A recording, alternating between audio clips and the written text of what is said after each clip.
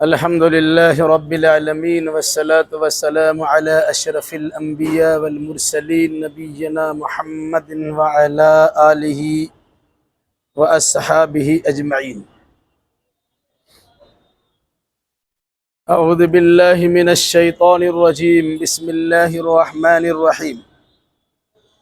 قل رب إما تريني ما يوعدون ربي فلا تجعلني في القوم الظالمين وَإِنَّ عَلَىٰ أَن نُّرِيَكَ مَا نَعِدُهُمْ لَقَادِرُونَ ادْفَعْ بِالَّتِي هِيَ أَحْسَنُ السَّيِّئَةَ نَحْنُ أَعْلَمُ بِمَا يَصِفُونَ وَقُل رَّبِّ أَعُوذُ بِكَ مِنْ هَمَزَاتِ الشَّيَاطِينِ وَأَعُوذُ بِكَ رَبِّ أَن يَحْضُرُونِ.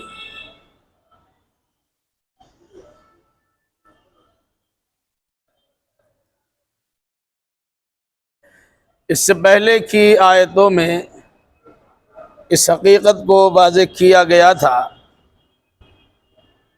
کہ آسمان و زمین پر مکمل بادشاہت و اقتدار صرف اور صرف اللہ تبارک و تعالیٰ کا ہے. آسمان و زمین کی ساری چیزیں اللہ تبارک و تعالیٰ کے قبضے میں ہیں اور اس کے ہاتھ میں. پھر شرک سے متعلق یہ بات آئی تھی کہ اللہ تبارک و تعالیٰ تمام تر شرکیات سے پاک ہے. کوئی کسی بھی اعتبار سے اللہ کا پارٹنر اور شریک نہیں ہے. نہ اللہ کا کوئی اولاد ہے، نہ بیٹا ہے، نہ بیٹی ہے، نہ بیوی ہے، نہ بچہ ہے. اسی طریقے سے اللہ کے مقابلے میں کوئی دوسرا ایسا بھی نہیں ہے جس کی عبادت کی جا سکے. اگر ایسا ہوتا تو آپس میں لڑائی بہت ہوتی. دونوں اپنے اپنے اقتدار و حکومت کو منوانا چاہتے اور اپنی بات کو تسلیم کرانے کی کوشش کرتے. تو قرآن مقدس نے ان تمام چیزوں کی تردید کرتے ہوئے کہا کہ اللہ تبارک و تعالیٰ تمام تر نقص سے، عیب سے، خرابی سے پورے طور سے پاک ہے اور صاف ہے.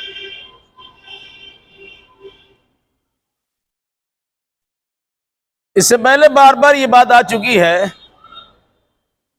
کہ ہر دور میں نبیوں نے اپنی قوم کے لوگوں سے کہا اگر تم ہماری بات نہیں مانتے ہو تو پھر اللہ کے عذاب کا انتظار کرو.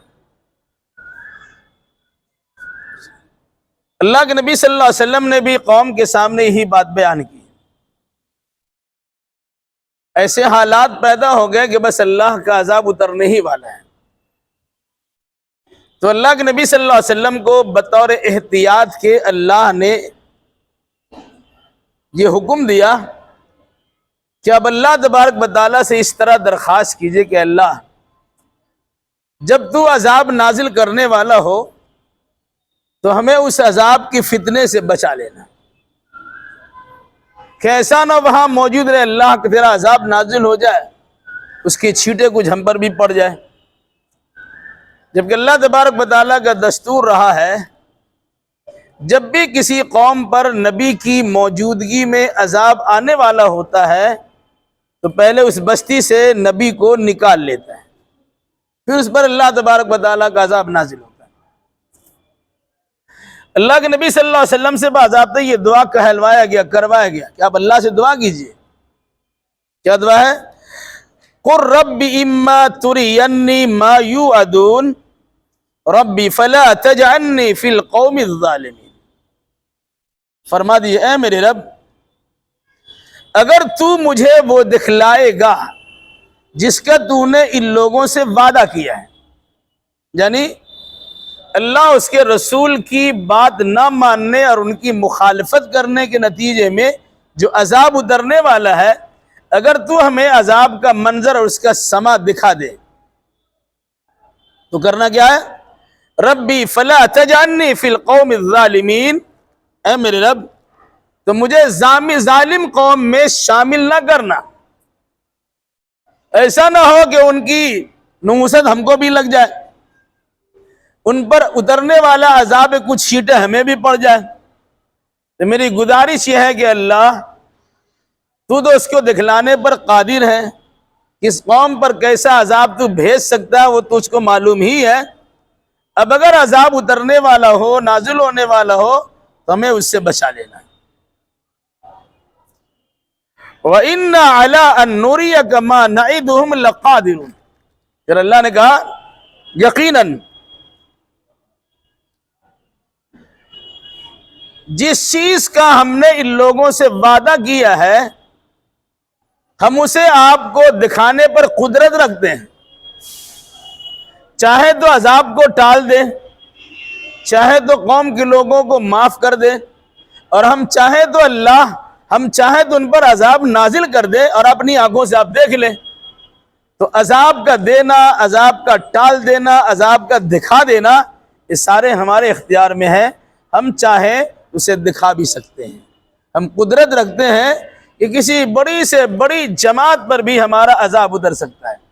بڑا سے بڑا حکومت و اقتدار کے مالک انسان پر بھی ہمارا عذاب اتر سکتا ہے، اور اس کے کرنے پر ہم قادر ہیں. ادفع باللتی ہی احسن السیئہ نحن اعلم بما یصفون. اے نبی، برائی کو اس چیز کے ذریعے سے دفاع دور کیجئے جو سب سے بہتر ہو. یعنی برائی کا بدلہ برائی نہیں ہے. برائی کو دفع کرنے کے لیے، ختم کرنے کے لیے آپ کو بہتر سے بہتر طریقہ اپنانا چاہیے. جیسے قوم کے لوگ آپ کے ساتھ بدتمیزیاں کرتے ہیں، دشنام ترازیاں کرتے ہیں، گالی گلوچ کرتے ہیں، الزام لگاتے ہیں، بہت پریشان کرنے کی ناپاک کوشش کرتے ہیں. اگر ان کے جواب میں اسی انداز سے آپ بھی برا بھلا کہنا شروع کر دے تو ان میں اور آپ میں کوئی فرق نہیں رہ جائے گا. اس لیے آپ ان کی برائیوں کا جواب اچھائیوں سے دیجیے. یہ وجہ ہے کہ قوم کے لوگوں نے گالیاں دی ہے تو اللہ کے نبی صلی اللہ علیہ وسلم نے انہیں دعا دی. قوم کے لوگوں نے آپ پر پتھر برسایا ہے تو اللہ کے نبی صلی اللہ علیہ وسلم نے معافی کا اعلان کرتے ہوئے اللہ تبارک و تعالیٰ سے مغفرت کی دعا بھی کی. علاوہ اس کے قوم کے لوگوں نے آپ کو مکہ المکرمہ سے نکالا بھی دیا ہے تو اللہ کے نبی صلی اللہ علیہ وسلم نے نکلنا گوارا کر لیا، اور آپس میں تکرار کرنا، حجت کرنا، لڑائی بھڑائی کرنا آپ نے گوارا نہیں کیا. یا قرآن نے کہا ادفع باللتی ہی احسن السیئہ، جو سب سے بہتر طریقہ ہو اس کے ذریعے سے آپ برائی کو دفاع کیجئے، برائی کو دور کر دیجئے.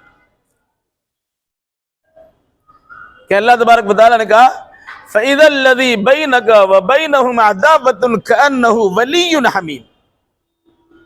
اب اگر اس کی برائی کا جواب اچھائی سے دیں گے، اس کے گالی کا جواب دعا سے دیں گے، تو کچھ دنوں میں یہ نقشہ آپ کو دیکھنے کو ملے گا، جو ابھی آپ کے دشمن ہے وہ کل آپ کے دوست بن جائیں گے. یہ قرآن نے باضابطہ اخلاق فاضلہ کا درس دیا ہے، تعلیم دی ہے. اور ہر نبی نے اپنے اپنے زمانے میں قوم کے تلخ اور سخت سست جملے سننے کے بعد انہیں برا بھلا نہیں کہا، گالی گلوچ نہیں کیا، بلکہ ان کے لیے دعا مانگی اور ان سے اچھے انداز میں گفتگو کی. اس سے پہلے تذکرہ چل چکا ہے کہ نوح علیہ السلام 950 سال تک قوم کو جھیلتے رہے، قوم کے لیے دعائیں کی ہیں، قوم کے تمام تر تکلیفوں کو برداشت کیا ہے، اپنی قوم سے انہوں نے نفرت نہیں کی ہے. ہر نبی نے اپنے اپنے زمانے میں اسی طریقے کا طریقہ اپنایا، اسی انداز کا طریقہ کار کو اپنایا کہ جب بھی ان کے ساتھ قوم کے لوگوں کی طرف سے بدتمیزیاں ہوئی ہے انہوں نے اچھا سلوک کیا. یہ قرآن کا حکم ہے، جو سب سے بہتر طریقہ ہوگا اسی ذریعے سے برائی کو دور کیجیے. جس طرح آپ کہتے ہیں گندگی کو گندگی سے دور نہیں کیا جا سکتا. گندا کپڑا ہو، میلا کچیلا کپڑا ہو تو پاک پانی سے اسے دور کیا جائے. آپ کا کپڑا گندا تھا، گندا پانی میں ڈال دیا، بظاہر وہ کپڑا تو صاف ہو جائے گا لیکن پاک نہیں ہوگا. اس کی گندگی چھوٹ جائے گی پانی سے، لیکن پانی ناپاک ہے تو کپڑا آپ کا پاک کہاں سے ہوگا؟ تو فرمایا کہ برائی کو اچھائی سے دور کیجیے. اگر یہ لوگ آپ کے ساتھ بدتمیزی کرتے ہیں، اب حسن سلوک سے پیش آئیے، ان کے ساتھ اچھا برتاؤ کیجیے. چنانچہ اللہ کے نبی صلی اللہ علیہ وسلم نے اس کا ایک بہترین نمونہ دیا ہے۔ جن لوگوں نے آپ کو مکہ المکرمہ سے نکال دیا، جب 8 سال کے بعد اللہ کے نبی صلی اللہ علیہ وسلم مکہ فتح کر کے مکہ میں داخل ہوئے تو سارے جانی دشمن آپ کے موجود تھے، مکہ سے نکالنے والے آپ کے پاس موجود تھے، طائف کے بازار میں پتھر برسانے والے آپ کے سامنے موجود تھے، جنگ احد کے موقع پر آپ کے دندان مبارک کو شہید کرنے والے لوگ موجود تھے، آپ سجدہ میں جاتے تو آپ کی گردن پر اونٹ کی اوجھریاں رکھنے والے لوگ بھی وہاں موجود تھے، اور سب سے بڑی بات ہے کہ سب سے اچھے انسان کو سب سے اچھی جگہ مکہ المکرمہ سے نکالنے والے لوگ موجود تھے۔ اب چاہتے ایک ایک کر کے چن چن کے بدلہ لے سکتے تھے کہ آپ کا اقتدار آ چکا تھا، لیکن اللہ کے نبی صلی اللہ علیہ وسلم نے کیا اعلان کیا؟ جو اپنے گھر کا دروازہ بند کر لیتا ہے اس کو بھی امن دیا جاتا ہے، جو ابو سفیان کے گھر میں چلا جاتا ہے اس کو بھی امن دیا جاتا ہے، جو حرم شریف میں داخل ہو جاتا ہے اس کو بھی امن دیا جاتا ہے۔ یہ امن کا جو پروانہ آپ نے بانٹا ہے، اس کا فائدہ یہ ہوا کہ ابھی آپ 10,000 لوگوں کے ساتھ مکہ کو فتح کیے۔ اس عام معافی کے اعلان کرنے کے نتیجے میں اسلام میں لوگ جوک در جوک، فوج در فوج داخل ہونا شروع ہو گئے، یہاں تک کہ سن 8 ہجری میں مکہ فتح ہوا اور سن 9 ہجری میں آپ نے جنگ تبوک کیا ہے۔ اس وقت مسلمانوں کی طرف سے لڑنے والے لوگوں کی تعداد کتنی تھی؟ 30,000۔ ابھی 1 سال میں 20,000 کا اضافہ ہوا، اور 1 سال کے بعد اللہ کے نبی صلی اللہ علیہ وسلم نے حج کیا، حجۃ الوداع کیا ہے۔ اس وقت آپ کے ساتھ 1,44,000 لوگ ساتھ تھے۔ کیوں؟ جو آپ نے اخلاق کریمانہ کا ثبوت دیا، اچھے اخلاق کا ثبوت فراہم کیا، لوگوں نے دیکھا یہ اپنے لیے بدلہ لینے والا انسان تو نہیں ہے، لوگوں کو اپنی غلطی کا احساس ہوا اور اللہ کے نبی صلی اللہ علیہ وسلم کی خدمت میں حاضر ہو کر ایمان لانا شروع کر دیا۔ انہوں نے کیا کہا؟ ادفع باللتی ہی احسن السیئہ، اے نبی جو سب سے اچھا طریقہ ہو سکتا ہے اس کے ذریعے سے ان کی برائی کو دور کیجیے۔ نحن عالم بما یصفون، ہم کو اچھی طرح معلوم ہے یہ لوگ آپ کے بارے میں کیا بیان کرتے ہیں، کبھی آپ کو پاگل کہتے ہیں، کبھی جادوگر کہتے ہیں، کبھی شاعر کہتے ہیں، کبھی جھوٹا کہتے ہیں، کبھی کاہن کہتے ہیں، اور کیسے کیسے برے القاب سے یہ لوگ آپ کو پکارتے ہیں، یہ آپ کی شان میں گستاخیاں کرتے ہیں، ہمیں معلوم ہے، لیکن اس کے باوجود آپ کا طریقہ کیا ہونا چاہیے؟ آپ ان کے ساتھ اچھائی کے ساتھ پیش آئیے۔ آپ اچھائی کے ساتھ پیش آئے، الحمدللہ اللہ کے فضل و کرم سے وہ نمایاں کامیابی آپ کو حاصل ہوئی کہ دنیا میں نہ ان سے پہلے نہ ان کے بعد کسی کو ایسی کامیابی مل پائے گی۔ وَقُلْ رَبِّ أَعُوذُ بِكَ مِنْ هَمَزَاتِ الشَّيَاطِينِ وَأَعُوذُ بِكَ رَبِّ أَن يَحْضُرُونِ۔ پھر اللہ کے نبی صلی اللہ علیہ وسلم سے اللہ نے فرمایا اب اللہ سے دعا بھی کیجیے۔ کیا دعا کیجیے؟ اے میرے رب، میں تجھ سے شیطانی وسوسوں سے تیری پناہ میں آتا ہوں، شیطانی وسوسوں سے میں تیری پناہ میں آتا ہوں۔ انسان ہو، چھوٹا ہو یا بڑا، اچھا ہو یا برا، شیطان کسی کو بھی بہکاتا ہے۔ اللہ کے نبی صلی اللہ علیہ وسلم سے اللہ نے کہا یہ دعا کیجیے کہ ایسا نہ ہو کہ شیطان آپ کو بہکا دے۔ حضرت آدم علیہ السلام کو جنت میں منع کردہ گاش تو کھلائی چکا ہے، ابھی ہو سکتا ہے جو آپ کے معافی کا عام اعلان کرنے کے نتیجے میں اسلام میں جوک در جوک لوگ شامل ہو رہے ہیں تو آپ کے ذہن و دماغ میں کچھ اور خیال پیدا کر دے۔ کہا ان تمام در باطل خیال و نظریات سے اللہ کی پناہ میں آنے کے لیے دعا کیجئے، اللہ یہ شیطان وسوسہ اندازی کرنے میں کامیاب نہ ہو سکے، میں تیری پناہ چاہتا ہوں شیطان کے وسوسہ اندازی سے۔ اور پھر فرمایا وَأَعُوذُ بِكَ رَبِّ أَن يَحْضُرُونِ، اے اللہ میں تیری پناہ میں آتا ہوں اس بات سے کہ شیطان میرے پاس حاضر ہو جائے۔ مطلب کیا ہوا؟ یہ اللہ کے نبی صلی اللہ علیہ وسلم کو حکم دے کر اللہ نے سارے انسانوں کو اور امت کے سارے افراد کو مخاطب کرتے ہوئے کہا ہے کہ تم نماز روزہ پر پھول مت جانا، کچھ عبادتیں کر لینے کے بعد اپنے آپ کو بڑا مت سمجھ لینا، جو انسان جس طرح بھٹک سکتا ہے شیطان اسی روپ میں اس کے بھٹکاتا ہے. کسی کو عبادت کا غرہ دلا کے بھٹکاتا ہے، کبھی کسی کو نمازیں بھٹکا دیتا ہے، کبھی کو زکوٰۃ کے ذریعے بھٹکا دیتا ہے، کبھی حج و عمرہ کے ذریعے بھٹکا دیتا ہے. انسان سمجھتا ہے کہ بڑا کارنامہ انجام دے رہا ہے، لیکن شیطان وہی بھٹکا دیا. اب حج میں حج کرتے چلے جا رہے ہیں، دل میں خیال پیدا ہو لوگ ہم کو حاجی کہیں گے، گیا سارا کام ختم ہو گیا، مال بھی گیا اور کچھ فائدہ نہیں. اب کاروبار کام کاج چھوڑ کے نماز پڑھنے کے لیے پہنچے ہیں، لیکن دل میں یہ خیال پیدا کرا دیا لوگ، محلے کے لوگ کہیں گے بڑا نمازی ہے کہ ہم کاروبار بھی چھوڑ دیتا ہے، بھی بچوں سے الگ تھلگ ہو جاتا ہے، کسی چیز کی پرواہ نہیں کرتا ہے، مسجد میں نماز پڑھتا ہے. یہ خیال جہاں آیا سب برباد ہو گئے. اور شیطان کو اللہ نے اتنا پاور دیا ہے کہ سبز باغ دکھا کر کسی کو بھی بہکا سکتا ہے. تو اللہ کے نبی صلی اللہ علیہ وسلم کا یہ حکم دے کر کہ شیطان کے وسوسہ اندازیوں سے دور رہنے کے لیے اللہ تبارک و تعالیٰ کی پناہ میں آنے کی دعا کیجیے. یہ آپ کے ذریعے سے امت کو تعلیم دی گئی ہے کہ آپ کی امت نماز روزہ کی پابندی کرنے کے باوجود اپنے آپ کو یہ نہ سمجھے کہ ہم پورے طور سے بچے ہوئے. نہیں، شیطان کسی کو بھٹکا سکتا ہے. بہت مشہور واقعہ ہے اہل علم اور غیر اہل علم کے بارے میں. ایک آدمی بہت عبادت کرتا تھا، اس کے پاس صحیح علم نہیں تھا. شیطان نے کہا دیکھو اس کو کتنا آسانی سے ہم بھٹکا لیتے ہیں. تہجد گزاری میں لگا ہوا، شیطان گدھا لے کے گیا اور کہا، آواز دیا فلاں صاحب، اللہ تعالیٰ آپ کی عبادت سے اتنا زیادہ خوش ہو گیا ہے کہ آپ پر سے عبادت کو اللہ نے معاف کر دیا ہے اور اللہ آپ کو اپنے پاس بلا رہا ہے اور یہ سواری مجھے دے کر کے بھیجا ہے. عبادت کرنے والا خوش ہو گیا کہ اللہ ہم سے خوش ہو گیا، عبادت معاف، چلو چلتے ہیں. اسے گدھے پہ بٹھایا اور سنڈاس میں ڈال دیا. بھلا یہ آپ کی معراج ہے. اس کو غرہ ہو گیا کہ ہم عبادت کرنے والے ہیں، ساری کوئی خطا معاف ہو گئے. پھر وہی شیطان اپنے چھیلے چپاٹے کو لے کر ایک اہل علم کے پاس گیا. وہ بیچارہ رات میں اللہ کی بندگی کر رہا. اس سے کہا کہ بھائی چلیے، اللہ تعالیٰ آپ سے خوش ہو کر آپ کی عبادت کو معاف کر دیا ہے، قبول کر لیا اور آپ پر سے عبادت کا فریضہ ختم کر دیا، اللہ آپ کو معراج میں بلا رہا ہے. تو سیلم والے نے کہا کہ اعوذ باللہ من الشیطان الرجیم، تو بہت بڑا شیطان ہے، شیطان مردود سے اللہ کی بنا. نبی کی نماز اللہ نے معاف نہیں کیا، ہماری نماز اللہ معاف کیسے کر دے گا؟ تم تو بہت بڑا شیطان ہو. تو شیطان ہر ایک انسان کو اس کے اعتبار سے بہکاتا ہے.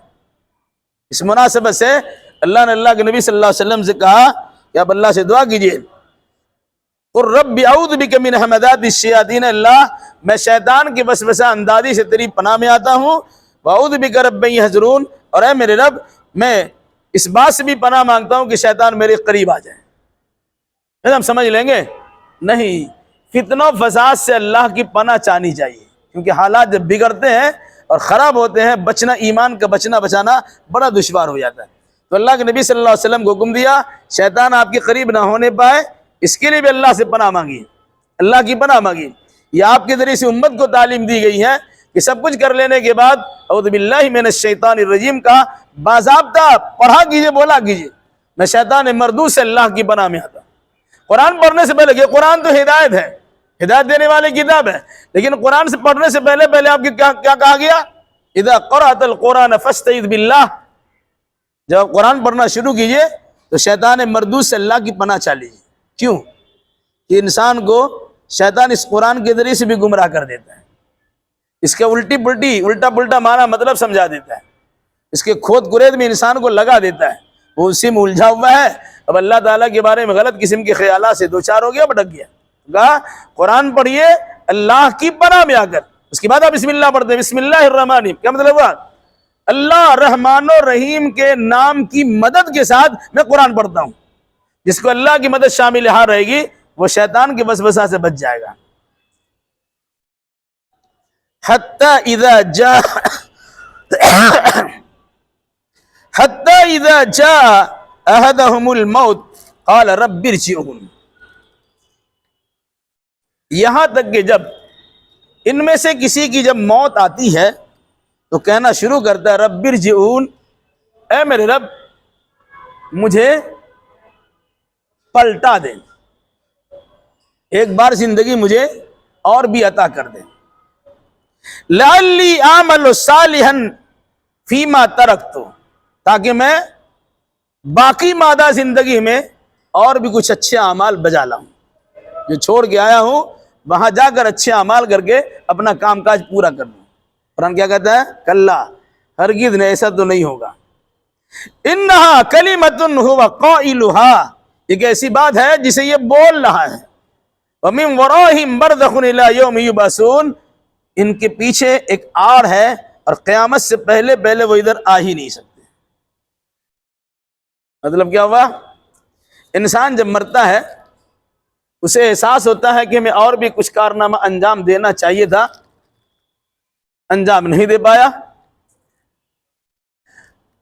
تو سوچتا ہے کہ اللہ تعالیٰ سے دعا کرے اللہ تھوڑی زندگی اور دے دے، کچھ اچھے کام کر کے ہم آ جائیں گے۔ اور سارے مسائل ہمارے ایسے ہیں کہ ہم اچھا کام کر لیں گے تو میرا درجہ بڑھ جائے گا، تو انسان سوچتا ہے ایسا کر لیں گے۔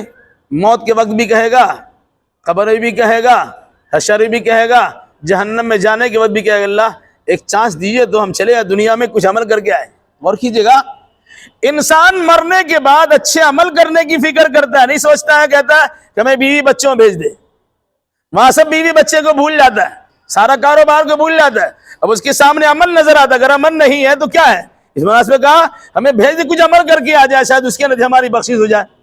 تو اللہ تبارک و تعالیٰ کلا، لگا کلا، ہرگز نہیں، ایسا تو ہونے والا نہیں ہے۔ کیوں نہیں ہونے والا ہے؟ انہا کلمۃ ہوا قائلھا، ایک ایسی بات ہے جسے انسان کہتا اپنی زبان سے۔ مصیبت پڑتی ہے، ایک چانس دیجئے نا، ہم اپنے آپ کو سدھار لیں گے، لیکن جب چانس مل جاتا ہے کچھ سدھرتا نہیں۔ قرآن کہتا ہے کہ اگر انہیں دوبارہ پلٹا دیا بھی گیا، ایسا تو ہوگا نہیں، وَلَوْ رُدُّوا لَعَادُوا لِمَا نُهُوا عَنْهُ، اگر انہیں دنیا میں دوبارہ بھیج بھی دیا گیا پھر وہی بری حرکت کریں گے جو کرتے ہوئے آئے ہیں۔ وقتی دور سے عذاب سے بچنے کے لیے، پریشانی سے اپنے آپ کو بچانے کے لیے اس طرح کی بات تو کر سکے گا، لیکن وہ اس کے مطابق عمل کرنے کے لیے تیار نہیں۔ سب سے پہلی بات یہ ہے کہ ان کو وہاں جانے کی، دوبارہ آنے کی فرصت ہی نہیں ملے گی، موقع ہی نہیں ملے گا۔ دوسری بات یہ ہے کہ اس طرح کی بات بچنے بچانے کے لیے انسان بولتا ہی رہتا ہے۔ چور پکڑا جاتا ہے، اب چھوڑ دیا آئندہ کبھی چوری نہیں کریں گے، لیکن پھر چوری کرتا ہی ہے۔ جھوٹ بولنے والا، اس کے جھوٹ پکڑا جاتا ہے، بھائی چھوڑ دی، معاف کر دیا، آئندہ کبھی جھوٹ نہیں بولیں گے، لیکن جو عادت اس کی پڑی ہوئی ہے وہ چلتا ہی رہتا ہے۔ تو کہا اولاً تو ایسے انسان کو دوبارہ دنیا بھیجا نہیں جائے گا، اور اگر دوبارہ بھیج بھی دیا گیا بفرض محال، تھوڑی دیر کے لیے تسلیم کر لیجئے، تو ان کی بات ہی رہ جائے گی، اس کے مطابق عمل بھی نہیں کریں گے، بلکہ جو بری حرکتیں ان کی پہلے سے چل رہی تھی وہی بری حرکتیں یہ کرتے رہ جائیں گے۔ پھر قرآن نے ایک عقیدہ دیا، کیا عقیدہ دیا؟ وَمِن وَرَائِهِمْ بَرْزَخٌ إِلَى يَوْمِ يُبْعَثُونَ، مرنے کے بعد انسان کو عالم برزخ سے دوچار ہونا پڑتا ہے۔ اس سے پہلے بات آ چکی ہے، اچھا انسان اس کی روح کو علیین نامی اونچے مقام پہ ڈالا جاتا ہے، اور جو انسان برا ہوتا ہے اس کی روح کو اور اس کے اعمال کے برے ریکارڈ کو سجین نامی قید خانے میں ڈال دیا جاتا ہے۔ علیین اور سجین دو جگہ ہے، جس انسان کو جہاں پہنچا دیا گیا وہ وہی ہے، وہاں سے اس کے نکلنے کی کوئی صورت نہیں ہوگی یہاں تک کہ قیامت آ جائے۔ ایک بار روح جب قبض ہو گئی ہے، روح جمع ہو گئی، وہ روح وہاں سے نہیں نکل سکتی۔ انسان مرتا ہے اسے دفنایا جاتا ہے، انسان مرتا ہے اسے جلا دیا جاتا ہے، انسان مرتا ہے اسے پانی میں بہا دیا جاتا ہے، انسان مرتا ہے اس کے ذرات اڑا دیے جاتے ہیں۔ یہ سب صورتیں ہوتی ہیں۔ کہا کہیں بھی انسان مر کے چلا جائے، پانی میں ڈوب جائے، پانی میں غرق ہو جائے، ہوا میں اڑا دیا جائے، آگ میں جلا دیا جائے یا مٹی میں دفن کر دیا جائے، ساری صورتوں میں اس کی روح تو جمع رہتی ہے، اس کا جسم کا حصہ سڑتا گلتا رہتا ہے۔ اللہ جس کو بچانا چاہتا ہے اس کا جسم بھی بچا کے رکھتا ہے، نہیں چاہتا ہے تو مٹی اسے کھا جاتی ہے۔ ریڑھ کی ہڈی کا نچلا حصہ، جو ریڑھ کی ہڈی ہے اس کا بالکل نچلا حصہ چھوٹا سا، وہ نہ جلتا ہے نہ سڑتا ہے نہ گلتا ہے۔ پھر اسی پر انسان کو دوبارہ تیار، جو جس جسم کے ساتھ گیا اس انسان کا جسم اسی انداز سے تیار کر دیا جائے گا۔ تو جہاں وہ موجود ہے اس کے لیے وہی برزخ ہے۔ روح وہاں داخل ہے علیین اور سجین میں، اس کے جسم کا کنکشن اسی ریڑھ کی ہڈی کے پچھلے حصے سے باقی ہے۔ عذاب قبر ہوتا ہے تو اسی کو ہوتا ہے، پوری تکلیف اسے ہو رہی ہے۔ ثواب قبر ہوتا ہے تو اسی کو ہوتا ہے، اسے آرام آرام ہی ملتا رہتا ہے۔ کہ جو انسان اندر چلا گیا اب اسے قیامت سے پہلے پہلے آنے کی کوئی صورت نہیں ہے۔ جیسے کہ عقیدہ یاد رکھیے گا، بہت سے لوگ کہتے ہیں کہ ہر جمعرات کو مردہ کی روح گھر میں آتی ہے۔ بہت سے لوگ کہتے ہیں کہ شعبان کے مہینے 15ویں شعبان میں مردہ کی روح گھر آتی ہے، کچھ حلوہ تناول کر کے چلی جاتی ہے۔ یاد رکھیے قرآن کہتا ہے روح آتی ہوتی نہیں ہے۔ روح تو جمع ہو گئی، قیامت سے پہلے پہلے نکل ہی نہیں سکتی۔ اور کیسے نکلے بتائیے؟ اچھی روح کو جنتی نعمتوں سے فیضیاب کیا جاتا ہے۔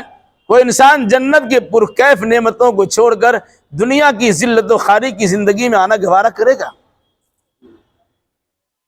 اور جس انسان کو سجین نامی جیل خانہ میں ڈال دیا گیا، کیا اسے 15ویں شعبان میں حلوہ کھانے کے لیے چھوڑا جائے گا؟ جاؤ گھر سے کھانا کھا کے آ جاؤ۔ تو یہ جو عقیدہ رکھا جاتا ہے کہ قبر سے لوگ آتے ہیں، اور عجیب صورتحال ہے، اگر مان لی تھوڑی دیر کے لیے تو قبرستان سے مردہ اپنا گھر پہنچتا ہے اور گھر میں رہنے والے انسان قبرستان جاتا ہے۔ کہاں کس کی ملاقات ہوگی بھائی؟ وہ تو آپ کے گھر میں آیا، اب اس کے گھر میں جا رہے ہیں۔ اس طرح کا جو عقیدہ نظریہ بنا کے رکھا گیا، قرآن حدیث میں اس کا کوئی ثبوت نہیں ہے، بس پھیلا دیا گیا۔ اس کے انداز آپ دیکھتے ہوں گے کہ کسی انسان کے انتقال کر جانے کے بعد 40 دن تک معاملہ رہتا ہے۔ ایک مولوی صاحب آتے ہیں، چھتری ہاتھ میں ہوتی ہے، کوڑا مٹی کا برتن ہوتا ہے، اس کا منہ باندھتا ہے، کہتے اس کی روح لے کے ہم جا رہے ہیں۔ جب ملک الموت روح لے کے چلا گیا، اس کے ہاتھ سے چھوٹ کے چلی آئی، اور یہ مولوی صاحب لاٹھی ڈنڈا لے کے ان کی روح کو لے کے چلا جا رہا ہے، تو روح کبھی واپس نہیں آئے گی۔ یہ عقیدہ بالکل غلط ہے۔ قرآن نے کہا وَمِن وَرَائِهِمْ بَرْزَخٌ إِلَىٰ يَوْمِ يُبْعَثُونَ، مرنے کے بعد عالم برزخ سے انسان کو دوچار کیا جاتا ہے اور قیامت تک وہی رہے گا۔ برزخ کا مطلب ہوتا ہے آر، زندگی کی ختم ہو سکتی نہیں تابندگی، اس طرف بھی زندگی ہے اس طرف بھی زندگی۔ مرنے کے بعد انسان دنیاوی اعتبار سے مر جاتا ہے لیکن برزخی اعتبار سے زندہ رہتا ہے۔ یہ وجہ ہے اچھے انسان کو جنت کی فراوانی آسانی ملتی ہے، برے انسان کو جہنم کی تکلیف پہنچائی جاتی ہے۔ فَإِذَا نُفِخَ فِي الصُّورِ فَلَا أَنْسَابَ بَيْنَهُمْ يَوْمَئِذٍ وَلَا يَتَسَاءَلُونَ، پھر جب سور میں پھونکا جائے گا تو وہاں آپس میں کوئی رشتہ داری نہیں ہوگی اس دن، اور نہ ایک دوسرے کے بارے میں سوال جواب کریں گے۔ کیوں؟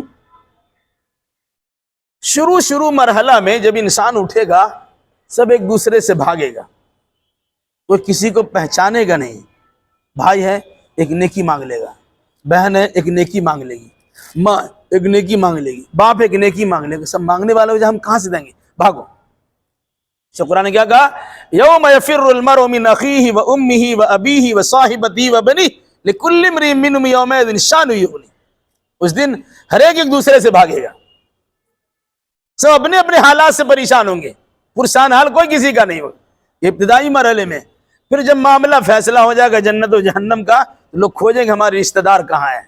اچھے رشتہ دار کو کھوجیں گے اور کہیں گے اپنے یرجو الی اہلی مسرورا، اپنے گھر والوں کے پاس خوش و خرم لوٹیں گے، یہ دیکھیے کامیابی کا تمغہ اور سرٹیفکیٹ ہمیں ملا ہوا ہے، ہم دنیا میں تو بڑے اچھے کام کیے۔ یہ بات کیجیے، لیکن شروع وقت میں کوئی کسی کا کوئی رشتہ داری نہیں ہے، کسی کے بارے میں کوئی پرسان حال بھی نہیں ہوگا، ایک دوسرے سے متعلق سوال جواب نہیں کریں گے۔ فمن ثقلت موازینہ فاولئک هم المفلحون، تو جس کا ترازو بھاری پڑ جائے گا وہی کامیاب ہوگا۔ انسان کے اعمال کو تولا جائے گا، اچھا عمل برا عمل، اچھا عمل بھاری پڑ گیا، برا عمل ہلکا پڑ گیا، وہ جنتی ہو جائے گا۔ اچھا عمل ہلکا پڑ گیا، برا عمل بھاری پڑ گیا، وہ جہنم میں چلا جائے گا۔ قرآن نے کیا کہا؟ فمن ثقلت موازینہ، جس کا ترازو کا پلڑا اچھے عمل کا بھاری پڑ جائے گا، فاولئک هم المفلحون، یہ کامیاب ہو گیا۔ وَمَنْ خَفَّتْ مَوَازِينُهُ فَأُولَٰئِكَ الَّذِينَ خَسِرُوا أَنفُسَهُمْ فِي جَهَنَّمَ خَالِدُونَ۔ اور وہ لوگ جن کے اچھے اعمال کا بدلہ، جن کے اچھے اعمال کا پلڑا ہلکا پڑ گیا، یہ وہ لوگ ہیں جنہوں نے اپنے آپ کو نقصان پہنچایا ہے، ایسے لوگ جہنم میں ہمیشہ رہیں گے۔ گویا اچھا عمل والا اچھے اعمال کا وزن کیے جانے کے بعد جھکتا ہوا وزن اس کا ہو گیا، وہ کامیاب ہوگا، جنت میں جائے گا۔ اور جن کے اعمال اچھے نہیں، زیادہ نہیں رہے، کم ہو گئے، ایسے انسان کو جہنم میں ڈالا جائے گا، اس میں رہیں گے۔ پھر جہنم کیسی جگہ ہے؟ ہلکا تذکرہ قرآن یہ بھی کہا تلفح وجوہہم النار وہم فیہا کالہون۔ جہنم کی آگ ان کے چہرے کو جھلسا دے گی اور وہ اس میں بد شکل ہو جائیں گے۔ جلنے کے بعد آدمی کا چمڑا سکڑتا ہے، اس کی کیفیت کیسی ہوتی ہے؟ چہرہ جل جائے، ہونٹ ادھر ادھر چلا جائے، آدمی بد شکل ہو جاتا ہے۔ کہا ایسے انسان کو جب جہنم میں ڈالا جائے گا، جہنم میں جاتی جہنم کی آگ انسان کو جب جلانا شروع کرے گی، اس کی چمڑیاں سکڑ جائیں گی۔ آدمی اچھا خاصا انسان اگر اسے آگ لگ جائے، دیکھ کے انسان ڈر جاتا، کیا ہو گیا؟ تو کہا جب جہنم میں ڈالا جائے گا تو حال کیا ہوگا؟ تلفح وجوہہم النار، جہنم کی آگ ان کے چہرے کو جھلسا دے گی، ہم فیہا کالہون، اور وہ اس میں بد شکل ہو جائیں گے۔ الم تکن آیاتی تتلی علیکم فکنتم بہا تکذبون۔ پھر وہاں فرشتے اللہ کی طرف سے پوچھیں گے کیا تمہارے پاس ہماری آیتیں اور نشانیاں نہیں آئی تھی تو تم نے اسے جھٹلا دیا تھا؟ آیت اور نشانی آئی تھی، تم نے جھٹلا دیا۔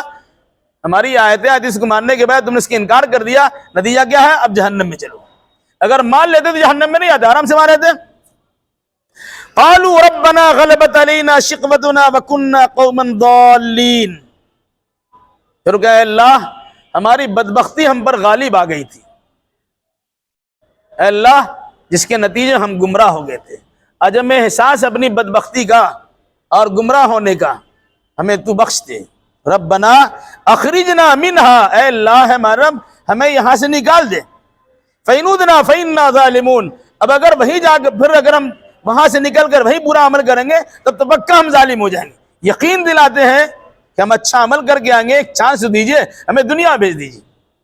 اللہ تبارک و تعالیٰ کی طرف سے فرشتے کہیں گے قال اخسؤوا فیہا ولا تکلمون، کہا اسی میں ذلت و خواری کے ساتھ پڑے رہو، مجھ سے بات مت کرو۔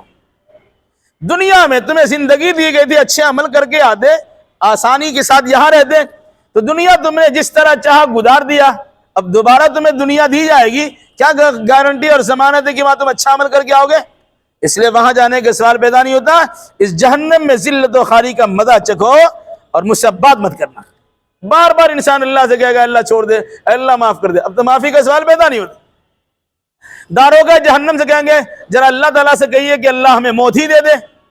ایک لمبی مدت کے بعد انہیں کہا جائے گا ایک موت مانگنے سے نہیں ہوگا، بار بار موت کا مطالبہ کرو، اب مرو گے نہیں، کیونکہ تم اس میں ہمیشہ ایسی حالت میں رہنا ہے، تکلیف میں رہنا ہے۔ موت کو موت آ گئی ہے، تم زندہ ہو، جنت میں جو زندہ ہے، جو جہنم میں زندہ ہے وہ زندہ ہے، یعنی اب موت نام کی کوئی چیز نہیں۔